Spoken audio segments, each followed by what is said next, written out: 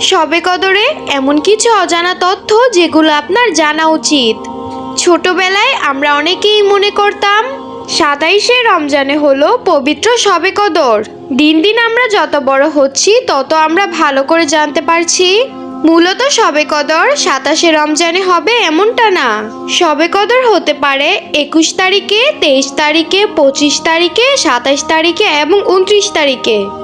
এমনকি অনেকের ভুল ধারণা থাকতে পারে শবে বরাতের সময় কোরআন নাজিল হয়েছিল। আপনি জানলে অবাক হবেন, শবে বরাত নয়, শবে কদরের সময় কোরআন নাজিল হয়েছিল। শবে কদরের রাত হচ্ছে এমন একটি রাত, এই রাতে যদি আপনি ইবাদত করেন তাহলে আপনি হাজারো বছরের ইবাদত একবারেই পেয়ে যাবেন, আর ক্ষমা পাবেন তো পানির মতো। সর্বশেষ শবে কদরের রাতে আমাদের আগামী 1 বছরের ভাগ্য নির্ধারণ করা হয়, আর সকল ফেরেশতাগণ জমিনে নেমে আসে।